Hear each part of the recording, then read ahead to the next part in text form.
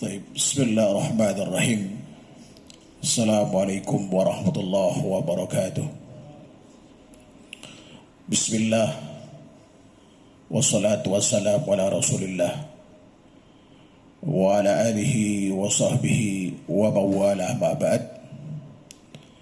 Alhamdulillah, tak terasa kita sudah berada di hari ke-13 di bulan Ramadan, bulan yang penuh berkah, bulan di mana Allah Subhanahu wa taala memanjakan kita dengan ampunannya.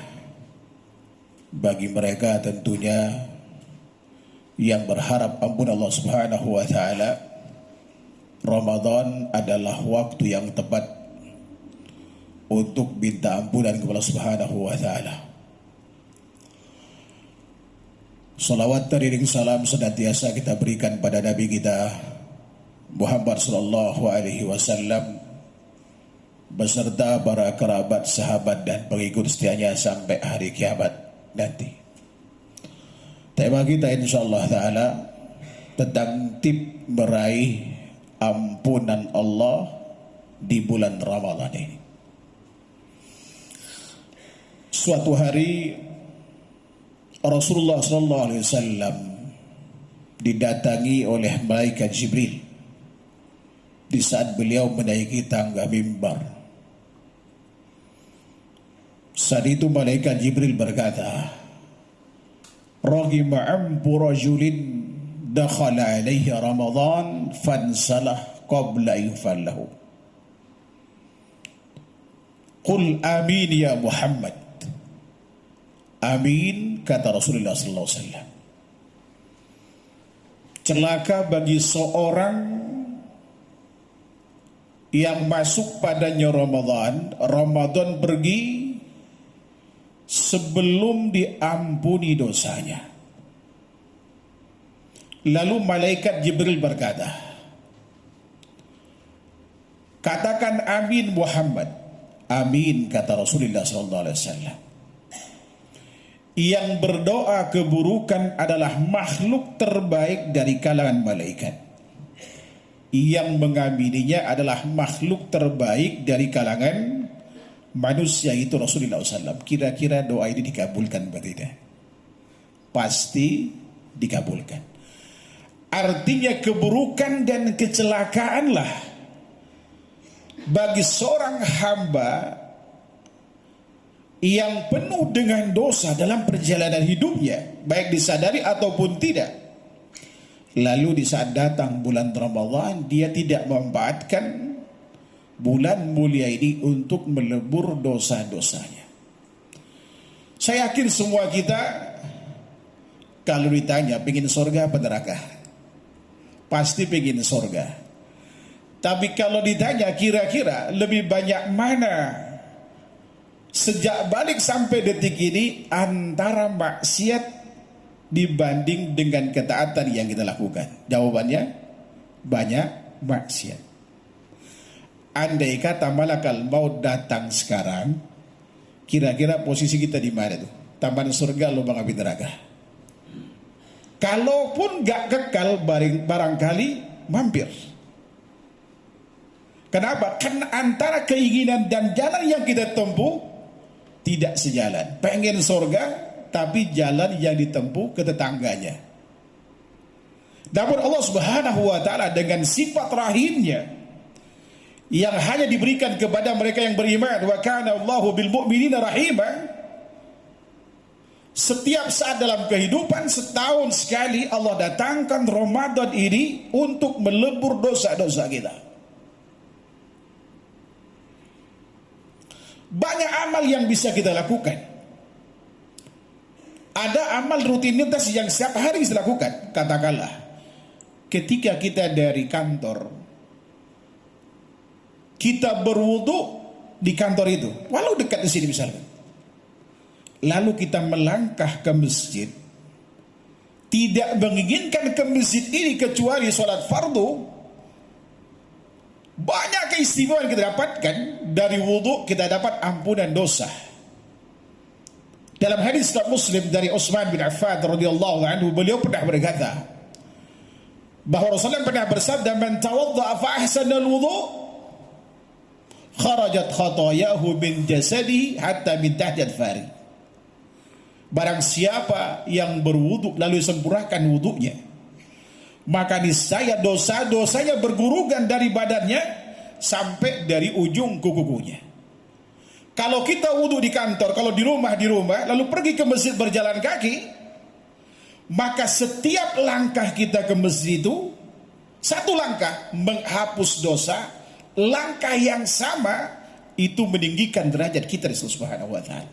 Man tatahhara fi baitihi, kata Rasulullah, thumma masya ila baitin min buyutillah liyaqdiya faridatan min faraidillah illa kanat khutwata ihdahumma takhuttu khati'a wal ukhra tarfa'u darajah.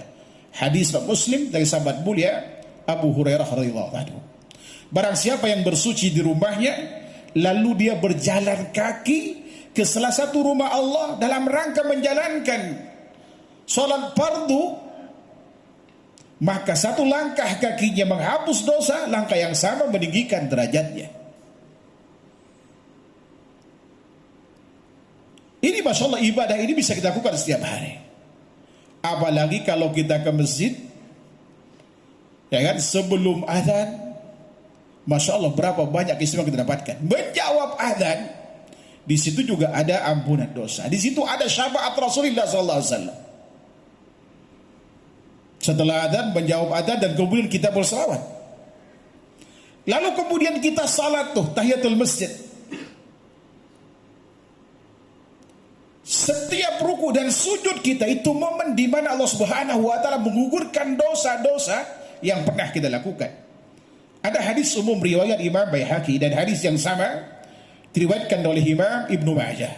Rasulullah pernah bersabda, "Idza qamal abdu yusalli," ketika seorang hamba berdiri salat, pada saat dia takbir Allahu Akbar, apapun salatnya, wajib atau sunnah, pada saat itu utiya bidunubihi kulliha, semua dosa-dosanya didatangkan lalu diletakkan di atas kepala dan pundaknya. Fakullama raqa wasajad tasaqata min, setiap kali dia ruku dan sujud maka berjatuhan bersamanya dosa-dosanya. Oleh karenanya kalau kita lihat qiyamul lailnya Rasulullah yang terekam tercatat dalam sejarah, baik penuturan beberapa sahabat, Abdullah bin Mas'ud, Abu Dzar, pernah satu rakaat Pak itu baca 4 surat, ya Al-Fatihah, Al-Baqarah, An-Nisa, sama Al-Imran. Ya, Al-Baqarah, An-Nisa, sama Al-Imran itu totalnya 664 ayat, tambah 7 berarti 671 ayat. Kebayang tuh. Saya yakin kalau ada imam baca di sini kayaknya bubar semua tuh. Apa yang Rasulullah inginkan? Ini sindiran kepada kita.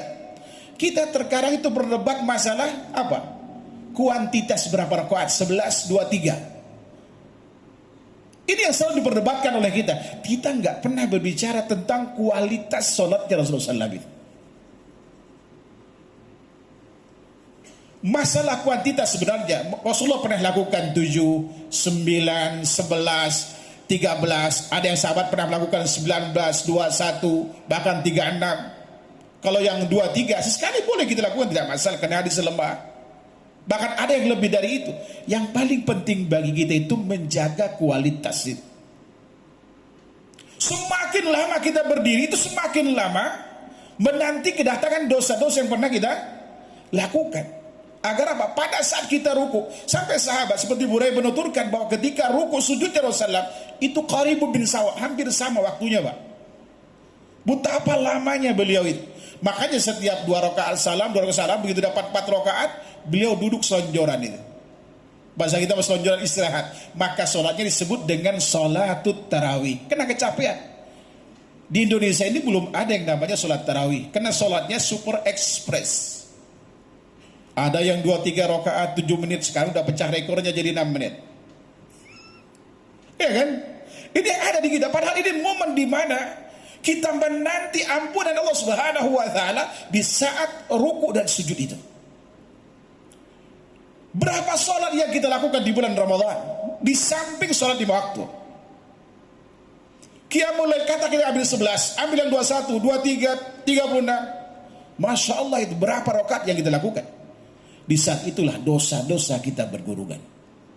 Belum lagi kemudian menunggu sholat antar sholat dari tahiyatul masjid, ya kan, nunggu adzan, selesai itu nunggu lagi, nunggu sholat berikutnya. Kita duduk Pak, seperti tadi nih, ada yang duduk, ada yang baca Quran, ada yang mungkin penuh hajatnya untuk komunikasi dengan keluarga atau kolega dan seterusnya. Duduk di masjid dalam rangka menanti sholat. Itu yang minta ampunan kepada Allah itu malaikat. Dalam riwayat Imam Bukhari, Rasulullah pernah katakan, "Wala yazalu ahadukum bi salatin ma damat as-salat tahbisu wa taqulu al-malaikatu Allahumma ighfir lahu warhamhu." Masih seorang di antara kalian dicatat di dalam salat selama kemudian salat itu menahannya, nunggu salat berikutnya, dan malaikat berkata, "Ampuni dosa orang ini ya Allah, dan berikanlah rahmat kepadanya." Ketika disandingkan ampunan dan rahmat itu, kata para ulama, setelah orang ini diampuni dosanya, Allah Subhanahu wa taala berikan taufik kepadanya untuk tetap dalam ketaatan kepada Allah Subhanahu wa taala. Sehingga impian kita ke surga itu insya Allah menjadi sebuah kenyataan.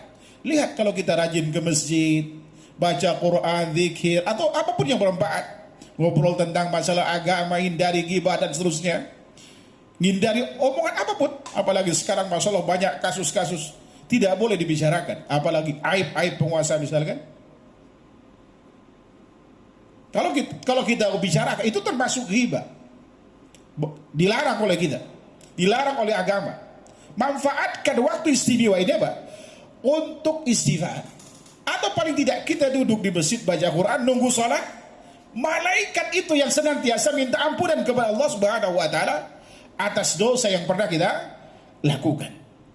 Karenanya Allah Subhanahu wa taala kalau kita perhatikan di dalam surah Al-Imran ayat 133, baca sampai 136 itu. Allah minta kepada kita, wasari'u, segera kalian untuk meraih ampunan Rabb kalian. Kenapa demikian? Karena kita tidak tahu kematian itu kapan datang. Berapa banyak orang kaya yang mendahului kita, dia meninggal juga. Berapa banyak pejabat tinggi meninggal juga pada akhirnya kan. Kita butuh dengan ampunan Allah Subhanahu wa taala. Apapun dosa yang pernah kita lakukan, kalau diampuni dosa kita Allah Subhanahu wa taala, insya Allah peluang surga itu semakin besar. Sahabat mulia Umar bin Khattab, orang yang kemudian dijamin masuk surga bukan tanpa dosa. Bukankah pernah beliau membunuh anaknya?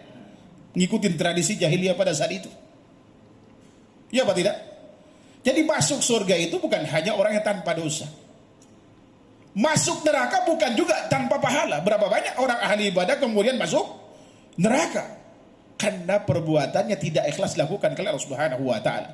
Bahkan dalam riwayat Imam Muslim, awwalu man tusa'ar bihimun nar, pertama kali api neraka dinyalakan itu bukan pelaku maksiat, tapi orang yang berjihad, mati di medan perang supaya dibilang pemberani. Ngaji Al-Quran, nuntut ilmu supaya dibilang alim dan qari. Punya harta, Masya Allah, dia infak di mana-mana, tapi tujuannya supaya dibilang dermawan. Mereka pertama kali dinyalakan api itu karena mereka, bukan kita pelaku maksiat. Ini artinya peluang surga antara ahli ibadah, ya kan, dan pelaku maksiat yang beriman kepada Subhanahu wa taala peluangnya sama. Hanya tentunya kita yang meniti jalan dalam ketaatan, mudah-mudahan lebih berpeluang dibanding mereka yang memang berlumuran dengan kemaksiatan Allah Subhanahu wa taala. Namun kita tidak boleh mengklaim diri kita dengan ketaatan pasti masuk surga, enggak boleh juga. Kita enggak tahu akhir dari sebuah perjalanan hidup kita. Oleh karenanya Allah katakan, wasari'u ila maghfiratin min rabbikum. Segera kalian raih ampunan Rabb kalian itu. Dan surga seluas langit dan bumi. Wa jannatin arduhas samawati wal ardh uiddat lil muttaqin, yang hanya disediakan bagi mereka yang bertakwa. Apa amalan orang-orang yang akan meraih ampunan Allah dan surga seluas langit dan bumi. Semua kita insya Allah mampu melakukan. Kaya miskin mampu melakukannya. Pejabat atau yang biasa mampu melakukan ini. Apa cirinya orang akan mendapatkan ampunan Allah Subhanahu wa taala? Di ayat yang berikutnya 134 ya. Apa? Alladzina yunfiquna bis-sarra. Orang yang gemar berderma dalam kondisi lapang. Saat kita punya harta, berbagi pada saudara kita, utamakan adalah orang tua kita kalau masih hidup, saudara kandung kita, ipar kita dan seterusnya, orang terdekat kita dan kaum muslimin yang membutuhkan. Atau kemudian waldara dan kondisi sulit. Perhatikan, dalam sedekah itu yang dilihat bukan nominalnya, tapi yang dilihat dua hal, keikhlasannya dan rutinitasnya. Makanya Allah Subhanahu wa taala setarakan orang kaya yang rutin berderma dengan orang miskin yang rutin berderma. Yakin nominalnya berbeda, tapi karena rutinitas dan keikhlasannya mendapatkan pahala sama, yaitu ampunan dosa dan surga seluas langit dan bumi. Kemudian yang ketiga, wal kadhiminal ghaid, dan yang menahan emosi di saat dipancing untuk marah. Di bulan Ramadan potensi untuk marah itu besar karena kita lapar, haus, punya bawahan barangkali sulit diatur, atau kemudian anak yang masih kecil-kecil, gitu kan? Kita tidak boleh ngomel di bulan mulia ini. Wala yasub, kata Rasul, ngomel saja itu gak boleh. Ini bisa mengurangi perolehan pahala puasa kita. Ini riwayat Muslim. Kita dilarang untuk apa? Untuk ngomel. Kenapa? Karena dituntut untuk mengendalikan di samping nafsu makan, nafsu minum, juga nafsu bicara. Maka dituntut kita perbanyak beristighfar, perbanyak baca Al-Quran, zikir dan yang lain. Kemudian wal afina 'anil nas, dan orang yang memaafkan orang lain. Bahkan Allah siapkan 1 dari 8 pintu surga. Itu pintu namanya bab al-kadhiminal ghaidh wal afina 'anil nas. Pintu orang yang mampu menahan emosi di saat dipancing untuk marah dan mau memaafkan orang lain. Di saat yang sama itu ampunan dosa Allah berikan bagi kita yang mampu di saat dipancing untuk marah, kita tidak emosi dan kemudian mau memaafkan orang itu. Ampunan dosa didapatkan. Wallahu yuhibbul muhsinin. Bukan hanya ampunan didapatkan, tapi Allah jatuh cinta padanya. Kemudian selanjutnya, walladzina idza fa'alu fahishatan aw dhalamu anfusahum dzakarallah. Dan apabila mereka melakukan perbuatan atau ucapan keji, segera kemudian mereka mengingat Allah dan beristighfar. Jadi kalau kita refleks melakukan perbuatan maksiat, katakanlah ucapan kata-kata kotor, segera beristighfar. Insya Allah Allah ampuni dosanya. Walam yusirru ala ma'fa'hum ya'lamun. Sepanjang kemudian apa? Mereka tidak melanjutkan emosinya tadi, tidak lanjutkan ucapan kotornya tadi, dan mereka mengetahuinya. Ulaika jazaa'uhum. Allah pastikan mereka itulah yang pahalanya, yang imbalannya maufiratun min rabbihim wa jannat, ampunan dosa dari Rabb mereka dan surga seluas langit dan bumi, dan surga yang mengalir di bawahnya sungai-sungai. Mereka kekal di dalamnya, fani'ma ajrul amil, dan itu sebaik-baik imbalan bagi mereka yang melakukan. Ingat, jadi masuk surga itu bukan tanpa dosa, tapi karena istighfar dan ampunan yang kita minta Allah Subhanahu wa taala, baik berupa ucapan atau perbuatan. Lalu Allah ampuni, maka Allah hapus itu dosa. Nah, di samping itu, ya kan, kita banyak melakukan istighfar di malam hari. Bahkan Allah memuji dalam surah Al-Imran ayat 16, ayat 17. Wal mustaghfirina bil ashar, dan orang yang gemar beristighfar di waktu sahur. Katakanlah kita nunggu makanan, masa istri sedang nyiapin makanan buat kita, belum dihidangkan, perbanyak istighfar. Astagfirullah, astagfirullah, astagfirullah. Kenapa? Karena di saat itu Allah Subhanahu wa taala turun ke langit terdekat. Saat itu Allah Subhanahu wa taala mengatakan, kata Rasulullah di sepertiga malam terakhir, Anal Malik, Anal Malik, saya raja, saya raja. Man dalladhi yad'uni fastajibu lah, man dalladhi yas'aluni fa'uthiyah, man dalladhi yastaghfiruni fa'aghfiru lah. Saya raja, saya raja. Yang berdoa, aku kabulkan permintaannya. Yang minta, pasti aku berikan. Yang bersifat, pasti aku ampuni. Ini waktu sahur, Pak. Kadang kita manfaatkan, Pak, buat tidur sejenak. Ini waktu istimewa. Waktu di mana Allah Subhanahu wa taala mengumbarkan ampunan dosa itu. Pada saat itu memanfaatkan untuk beristighfar. Ya kan? Untuk beristighfar Allah Subhanahu wa taala. Apalagi pada saat itu bersamaan dengan malam-malam ganjil. Perbanyak doa yang Rasul ajarkan kepada istri beliau Aisyah radhiyallahu anha. Allahumma innaka afuwun tuhibbul afwa fa'fu anni. Ya Allah, ya kan? Sungguh kau zat yang maha pemberi maaf dan mencintai permohonan maaf. Maafkanlah aku. Andai kata pada saat itu, ya kan, Lailatul Qadar, Masya Allah, Allah ampuni dosa kita itu. Dan itu doa Allah akan lipat gandakan pahala lebih baik daripada 1000 bulan. Ini yang kita harapkan bersama. Apalagi Masya Allah ini, rata-rata kita sudah meninggalkan dunia hitam. 7 tahun yang lalu saya di sini ngisi.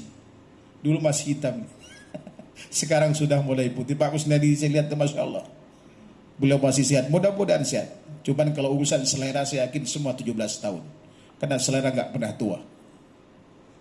Ya, tapi urusan usia kita selalu ya berubah wajah dan segala macam. Tapi ingat, mudah-mudahan dengan berkurangnya usia, bertambah amal kita. Karena itu yang akan menemani kita kelak. Dan yang paling penting bagaimana kita berusaha untuk meraih ampun Allah Subhanahu wa taala di bulan mulia ini. Sebab kalau tidak, maka doa tadi itu aku burukan itu dapatkan. Arti orang tidak diampuni dosanya, waliyadzubillah. Kalaupun dia mati dalam keadaan bertauhid, kalaupun tidak kekal di neraka, paling tidak dengan dosa yang dilakukan yang tidak diampuni, ya kan, dia mampir di neraka. Mau berapa lama mampirnya? Orang yang berakal sehat tentunya akan memanfaatkan bulan mulia ini untuk mengejar ampunan dosa, baik berupa perbuatan, ucapan, atau niat dari puasa, qiyamul lail. Sebab Rasulullah katakan, man shoma Ramadan imanan wa ihtisaban ghufira lahu ma taqaddama min dhanbi. Barang siapa yang puasa Ramadan karena iman dan berharap pahala Allah Subhanahu wa taala, maka akan diampuni dosa yang telah lalu. Wa man qama Ramadan imanan wa ihtisaban ghufira lahu ma taqaddama min dhanbi. Barang siapa yang qiyamul lailnya karena iman dan berharap pahala Allah Subhanahu wa taala, maka akan diampuni dosa yang telah lalu. Ada yang perlu digarisbawahi di sini, bahwa pentingnya kita beribadah karena Allah. Jangan sampai kita puasa karena Allah dan karena ingin sehat. Walau kita tahu hasil jurnal, hasil penelitian para ilmuwan, bahwa puasa ini bisa menjadi sebab kesembuhan banyak penyakit dengan Allah Subhanahu wa taala. Namun demikian, kita tidak boleh niat puasa karena Allah dan karena ingin sehat. Karena itu termasuk syirkul asgar, di mana Allah Subhanahu wa taala berfirman dalam sebuah diskusi yang diriwayatkan oleh Muslim dari Rasulullah sallallahu alaihi wasallam pernah bersabda, ana aghnash syuraka 'anil syirik man amila amalan asyraka fihi ma'i ghairi taraktu wasyirka. Aku tidak butuh sekutu, kata Allah Subhanahu wa taala. Barang siapa yang melakukan suatu amal, dalam hal ini katakanlah puasa, menyekutukan aku dengan yang lain, dalam hal ini adalah kesehatan, aku tinggalkan dia dan sekutunya. Ya kan? Allah tidak memberikan apa-apa dari puasa yang dilakukan. Ini barangkali yang dimaksud dalam hadis dari Imam Baihaqi, Ibnu Huzaimah dan Imam Ahmad dari sahabat mulia Abu Hurairah dan Abdullah bin Umar. Rasulullah pernah mengatakan, rubba sa'imin hadduhu min siyamihi al-ju' wal atas. Berapa banyak orang puasa, bagian dari puasa yang ia peroleh hanya lapar dan haus. Sebabnya karena masalah niatnya tidak benar. Di samping ada 9 amal lagi yang harus kita hindari agar pahala kita berkualitas dan bermakna di sisi Allah Subhanahu wa taala. Wallahu taala alam. Pada waktu 7 menit, karena tadi ada tanya jawab katanya, maka saya persingkat materinya. Silakan kalau mau tanya jawab. Kalau tidak bercanda berarti saya siap menjawab pertanyaan saya. Ini Egi, Masya Allah. Berapa anak antum sekarang? Istri berapa? 1. Betul, ada pertanyaan? Silakan.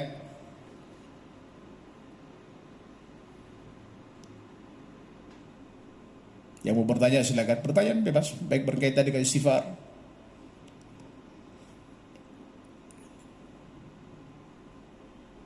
ada? Bapak kita? Silakan. Waalaikumsalam warahmatullahi wabarakatuh.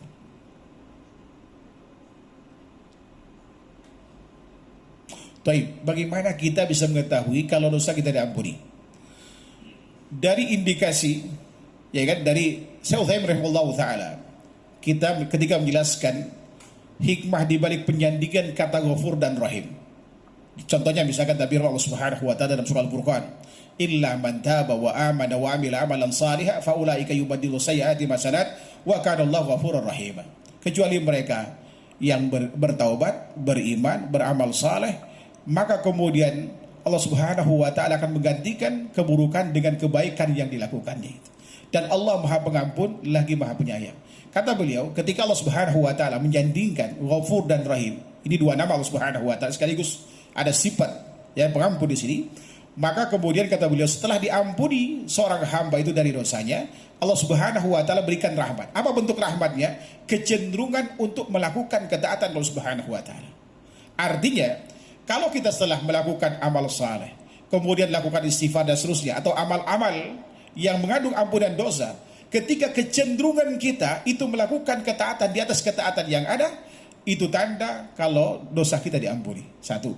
Yang kedua, di saat yang sama, tanda kalau amal kita diterima. Dan ini dipertegas juga dalam surah Al-Maidah, singkat saya ayat 28, Allah Subhanahu wa taala berfirman, "Innama yataqabbalullahu minal muttaqin." Sesungguhnya Allah itu senantiasa hanya menerima dari orang yang senantiasa bertakwa Subhanahu wa taala. Bahkan dalam surah Al-Furqan tadi, Allah akan menggantikan keburukan dengan kebaikan. Ini artinya setelah kita melakukan maksiat, bertaubat Subhanahu wa taala, beristighfar, lalu kemudian kita continue istiqamah melakukan ketaatan. Ya, maka ini indikasi kalau taubat kita diterima, indikasi kalau amal kita diterima, indikasi kalau dosa kita diampuni oleh Allah Subhanahu wa taala. Tapi nggak ada tanda fisik, ya tanda fisik misalkan wajah jadi kinclong, jadi putih, nggak juga, ya kan? Seperti itu. Wallahu ta'ala alam. Ada lagi? Ini bagus pertanyaannya.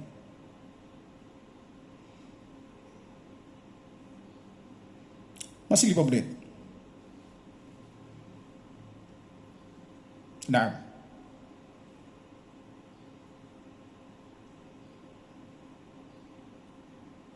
Tanda, tapi sebetulnya tidak ada tanda orang mendapatkan Lailatul Qadar selain kalau dia di malam itu, di malam-malam ganjil, itu dia melakukan ibadah ke Subhanahu wa taala sesuai dengan tuntunan.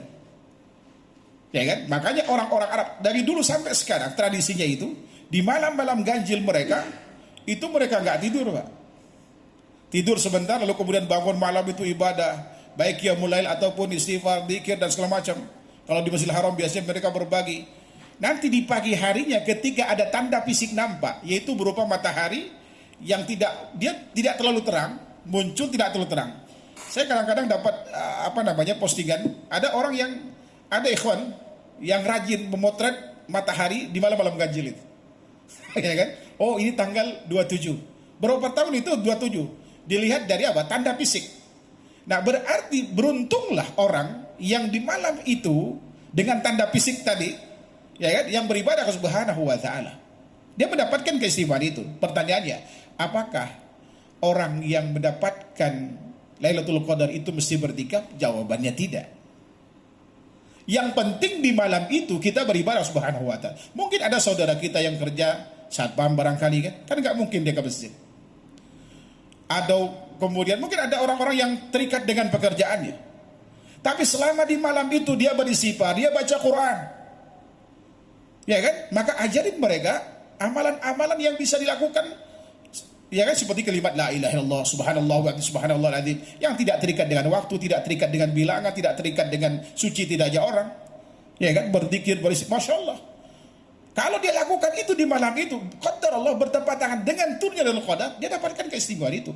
Hanya saja bedanya dengan orang yang beriktikaf dengan yang di rumah, potensi ibadahnya lebih banyak Lebih banyak mana kira-kira? Lebih banyak yang beriktikaf. Karena beriktikaf itu karena niatnya ke masjid bukan mau tidur, cuman ada orang bawa kasur ke masjid, pindah tempat doang gitu kan. Ada yang seperti itu. Ini salah sebenarnya. Ya kan?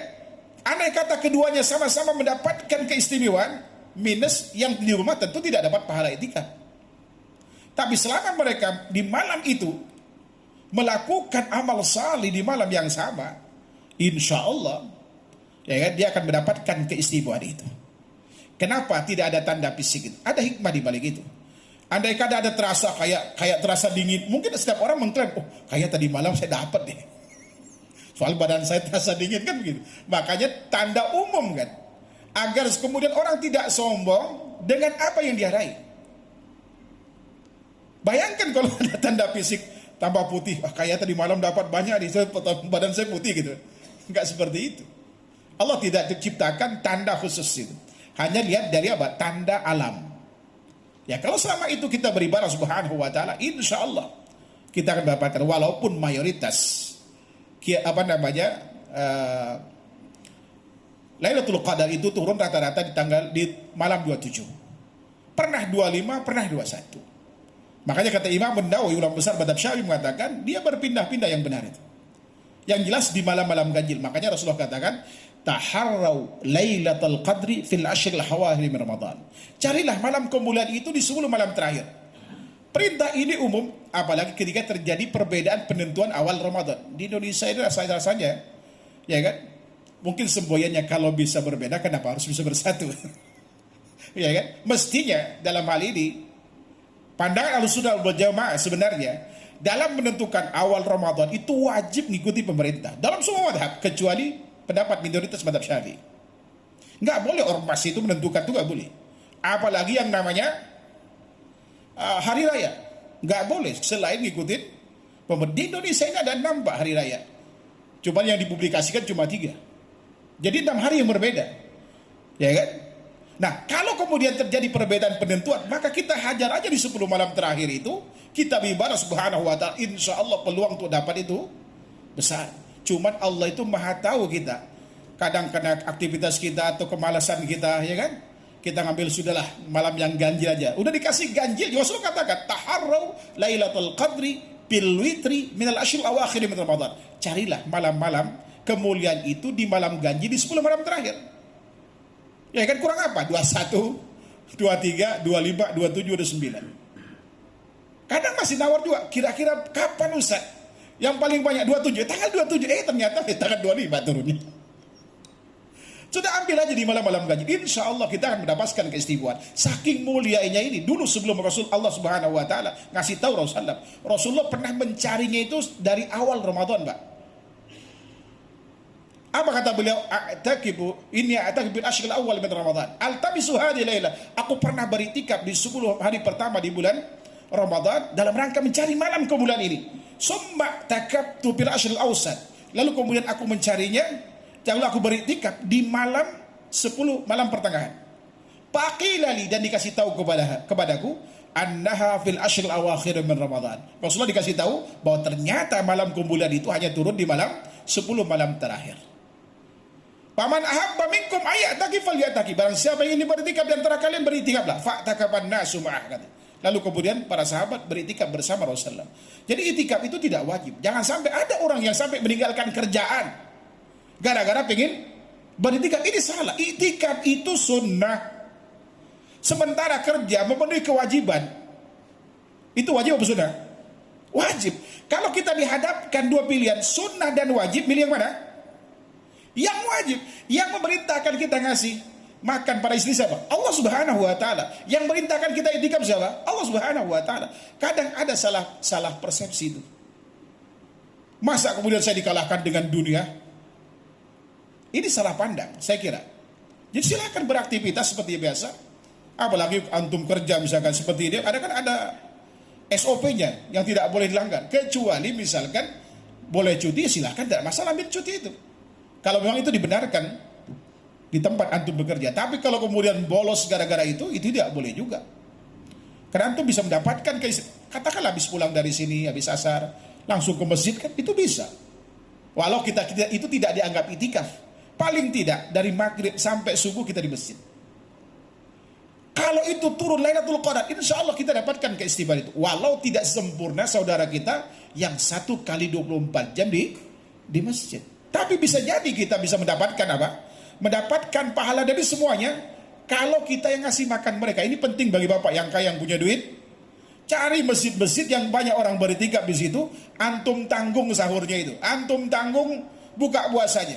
Walau antum misalkan tidak sempat full seperti mereka, antum dapat pahala semua amal yang mereka lakukan, apalagi kalau bersamaan dengan turunnya Lailatul Qadar. Jadi orang kaya itu kalau yang ngerti agama nggak ada yang bisa nyaingi. Maka Rasulullah katakan dalam hadis Imam Tirmidzi dari sahabat mulia Ibnu Abi Qawas Al-Almari, apa kata beliau? Innamad dunya li arba'in abad. Dunia hanya dimiliki 4 orang. Yang Rasulullah sebutkan pertama kali siapa? Abdin razaqallahu mala ilma wa yattaqi bihi rabbah wa yasilu bihi rahimah fahuwa bi afdalil manazil. Seorang hamba yang Allah kasih dia harta dan ilmu. Dia bertakwa dengan ilmu dan hartanya, menyambung silaturahim dengan ilmu dan hartanya, dia mendapatkan kedudukan paling tinggi. Maka 8 dari 10 sahabat yang dijamin masuk surga itu pengusaha kaya, Pak. Siapa nggak kenal sahabat mulia Abu Bakar, Omar, Utsman, Abdurrahman bin Auf, Talha bin Ubaidillah, Sa'ad bin Abi Waqqas. Itu pengusaha-pengusaha kaya. Mereka pemimpin negeri, tapi di dunia mereka Masya Allah, ya kan, mendapatkan harta melimpah ruah, di akhirat dijamin surga. Makanya Bapak yang punya kelebihan harta, bantulah mereka yang ada di masjid itu biar mereka kemudian bisa beriktikaf. Bahkan ada yang jual tukang bubur, Pak, berhenti jual bubur hanya karena pengen beriktikaf. Masa kita yang berkelebihan harta ini, ya kan, tidak mengambil bagian dari mereka? Paling tidak kita manfaat tarasaiman kana lahu misl ajri min ghairi yang kusamin ajri saim. Saya barang siapa yang beri buka puasa, orang yang berbuka puasa kata Rasulullah, maka dia akan mendapatkan apa? Pahala puasa dari orang tanpa mengurangi sedikit pun pahala puasanya. Termasuk beriktikaf, kita kasih makan dan seterusnya, Masya Allah. Walau kita hanya separuh malam di situ, insya Allah kita mendapatkan seluruh malam, bahkan dari sejumlah orang yang ada di masjid itu. Ini saja barangkali yang bisa kami sampaikan. Kurang lebihnya mohon maaf. Kita berharap Allah Subhanahu wa taala mudah-mudahan puasa kita yang telah berlalu, seluruh amal kita diterima Allah Subhanahu wa taala, dosa kita diampuni dan seluruh doa kita dikabulkan. Dan di sisa Ramadan ini mudah-mudahan Allah berikan taufiknya kepada kita untuk tetap istiqamah apapun kemudian profesi kita, tetap dalam ketaatan kepada Subhanahu wa taala. Amin ya rabbal alamin. Wallahu taala alam wa sallallahu Muhammad wa ala alihi wa sahbihi wasallam. Subhanakallahumma wa bihamdika asyhadu an la ilaha illa anta astaghfiruka wa atubu ilaik. Assalamualaikum warahmatullahi wabarakatuh.